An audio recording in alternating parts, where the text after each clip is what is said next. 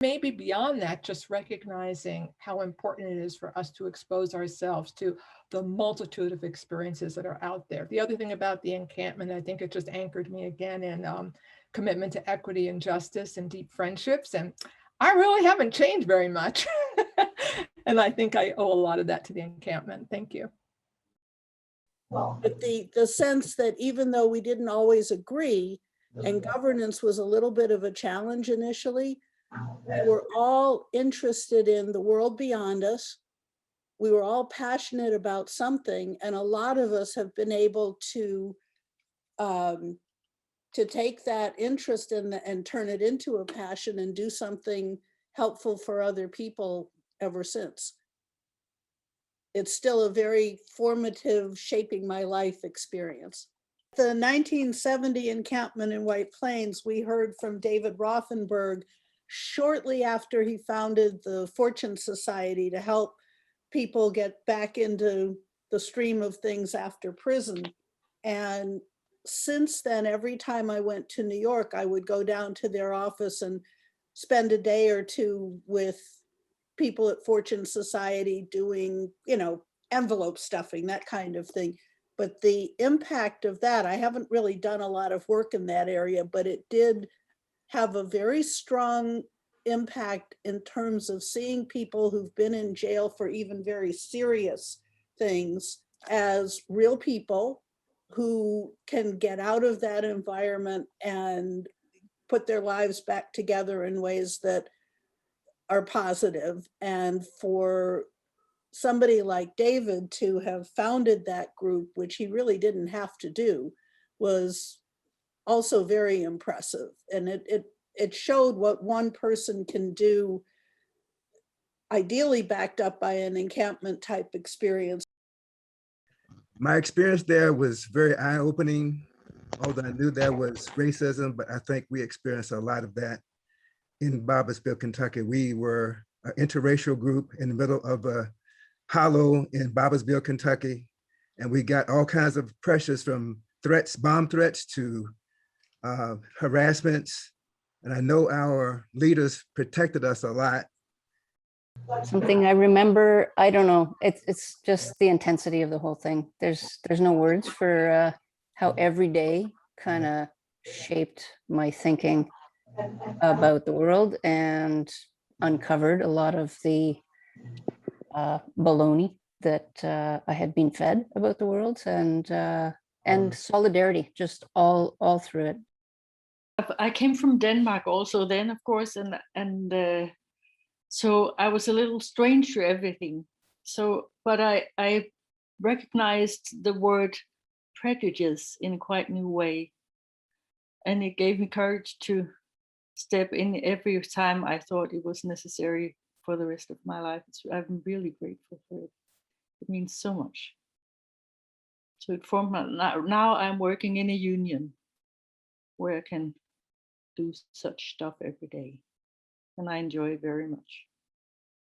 And one of our encampers was proactive and got Malcolm X to meet with us. And I'm not sure, I can't remember if he came to Fieldston to meet with us or if we went somewhere to meet him. I think he came up to Fieldston.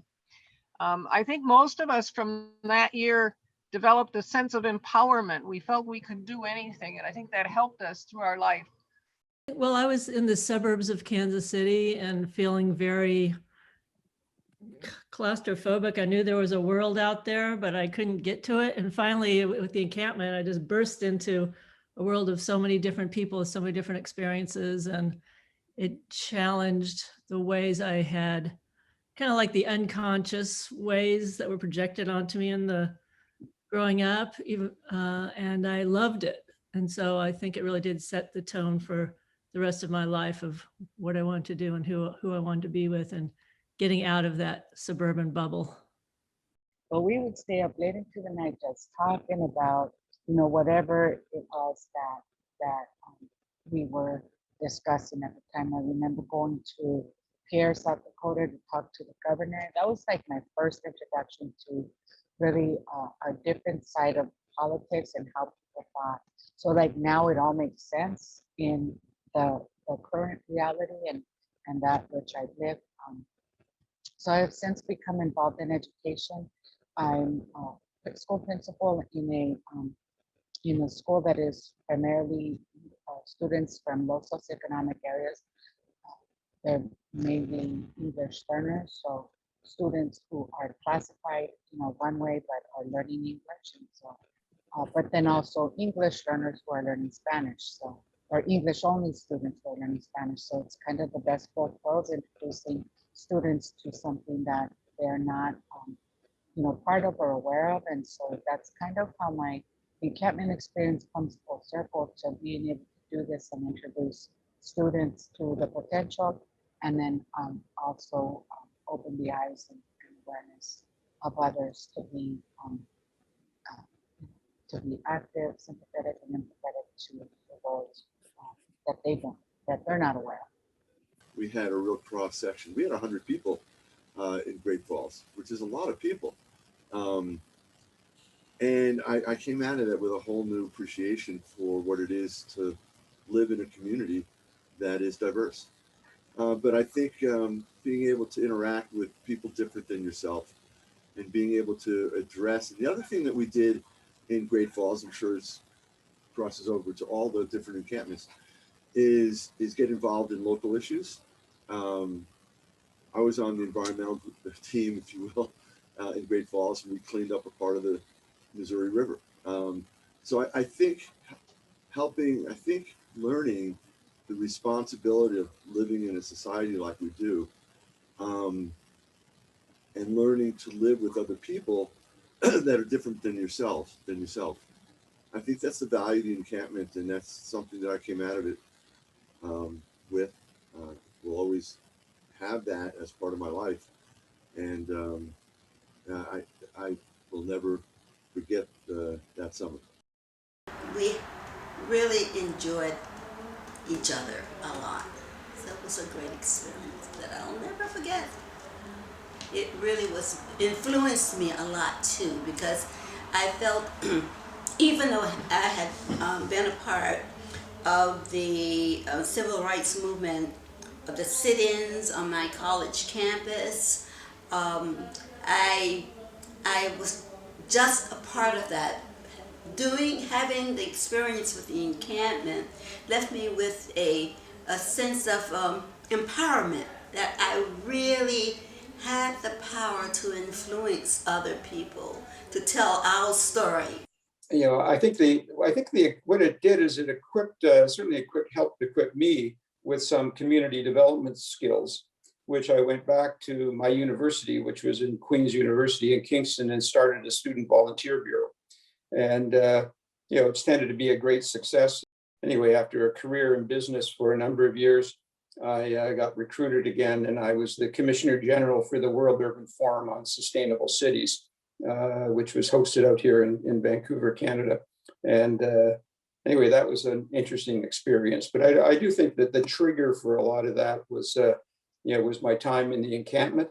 We all had a week of living in the community. So 3 of us were placed with what we called the old lady, who was probably much younger than we are now. And we both lived, and we're talking about the hollers of Kentucky that was probably an hour from Barberville.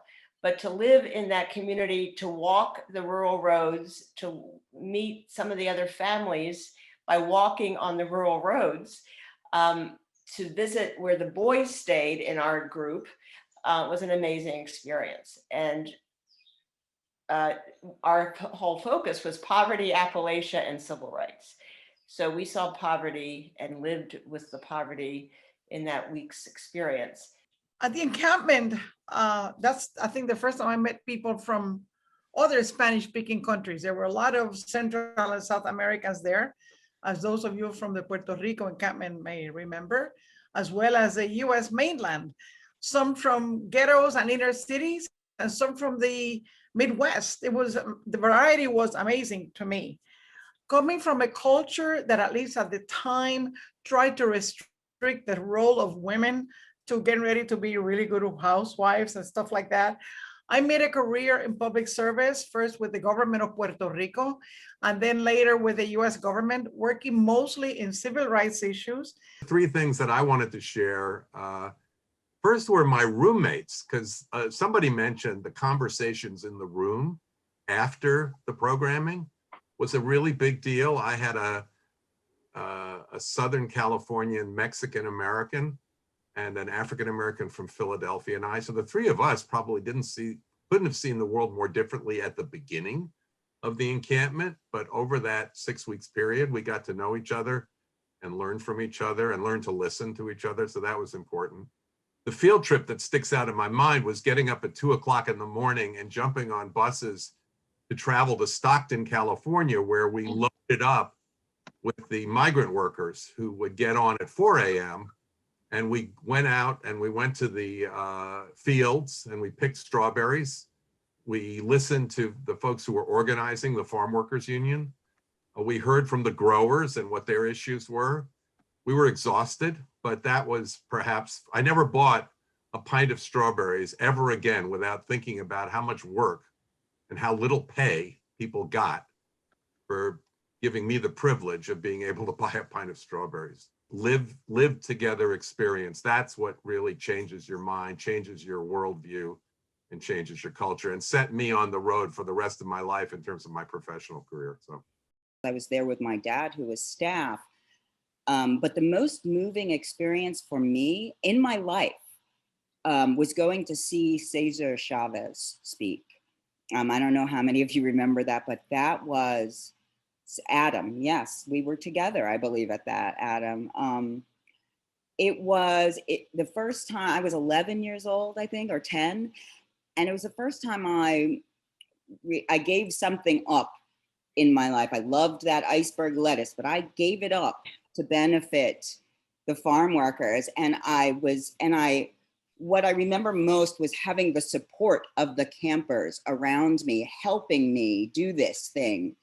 And it really sort of set the stage for the rest of my life. You know, I've been involved in social justice since that moment. Since then, I've never stopped. I work now, I live in Asheville and work with a organization called the Asheville Poverty Initiative, and we do educational programs in the universities around here about, you know, the system, about the inequities, about racial and gender discrimination. And I talk a lot about the encampment, I have to say, in my program in the university.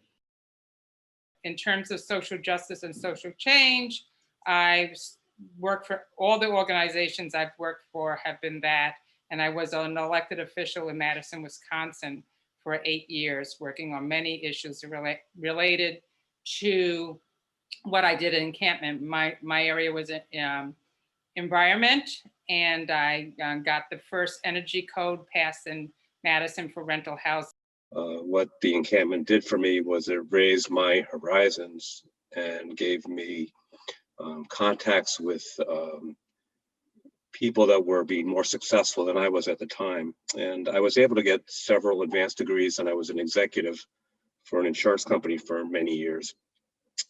And then I became a mental health counselor about 10 years ago.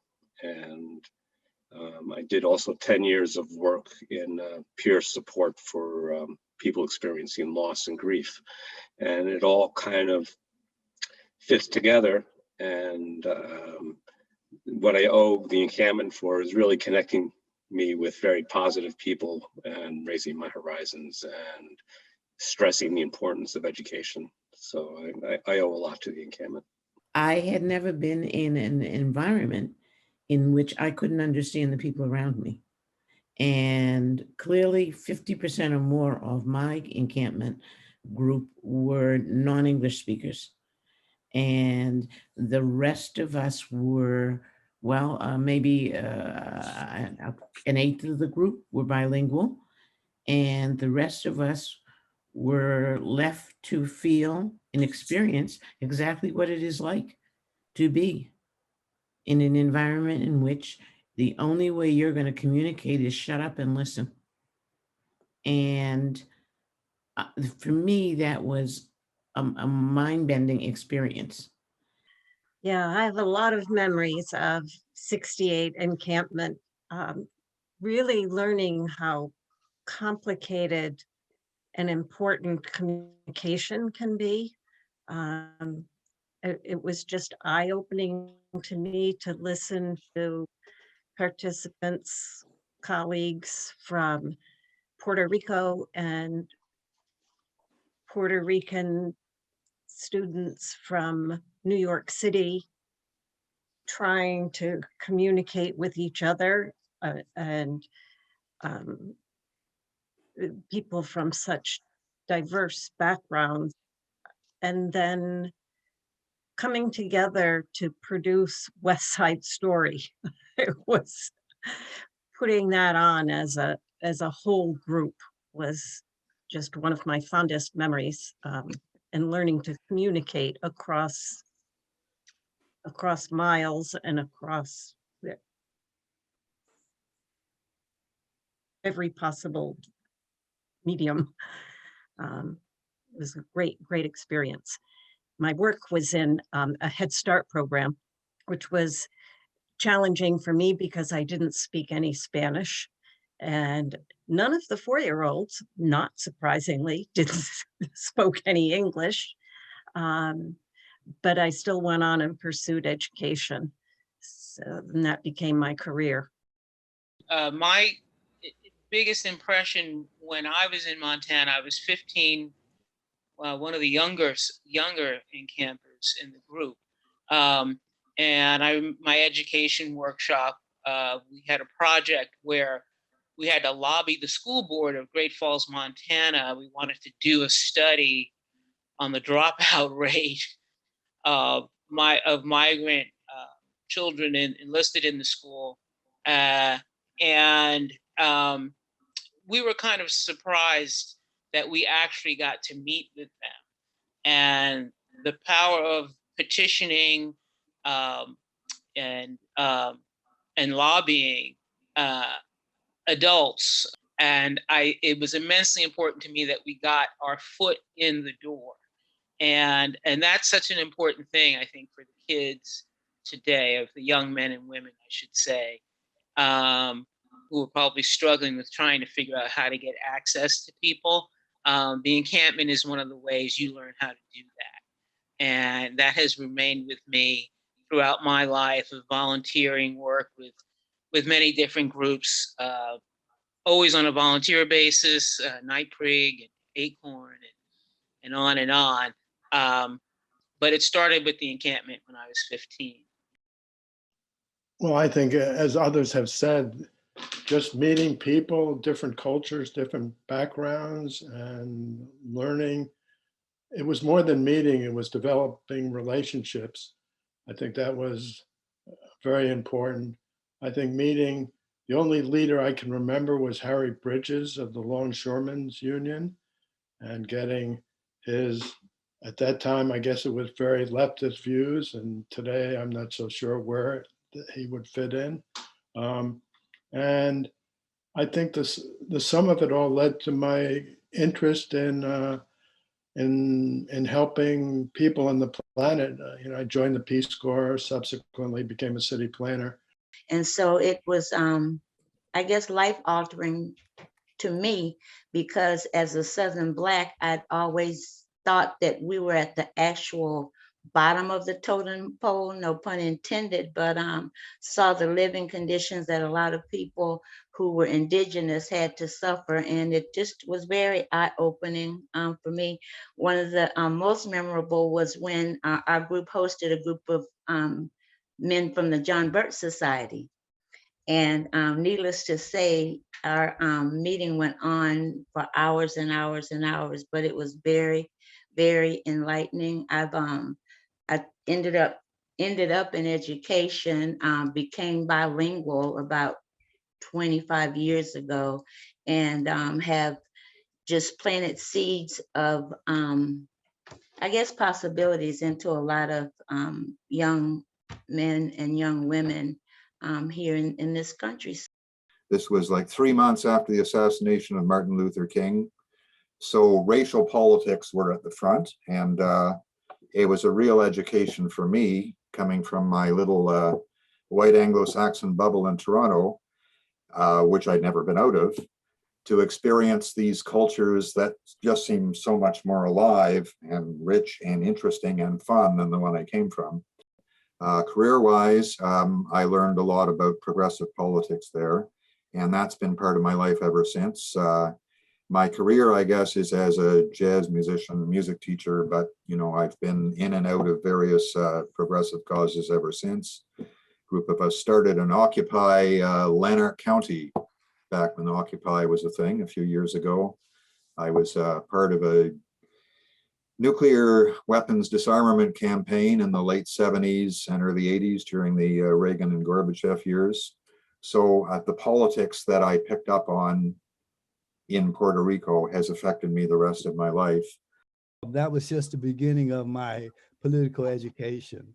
When we got to the island there and we met individuals from South America, Central America, we felt so behind politically. They were organized, and you know, we had to sort of put together our community and you know, write some constitution and these things we tried to do as a group. I feel like the encampment was really a life-changing experience for me. I came from a very white suburb in Rhode Island, and just to be in an environment with such diversity, but we sang all the time, and music was a huge part of the experience. You know, a lot of it was in Spanish, and all of the speakers we had somebody who translated and everything.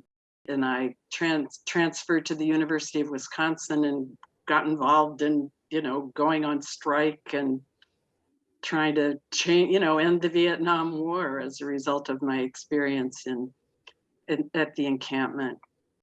It was such a unique and exciting experience. I mean, just the variety and the different perspectives that people brought. It was really, really amazing. Speakers that came to Puerto Rico that summer were just outstanding. Edgar and Jean Kahn described the occupation of Washington after Martin Luther King's assassination. And, you know, she went on to help form Legal Services, still under the Nixon administration. Roger Baldwin from the American Civil Liberties Union came and spent a couple of days with us.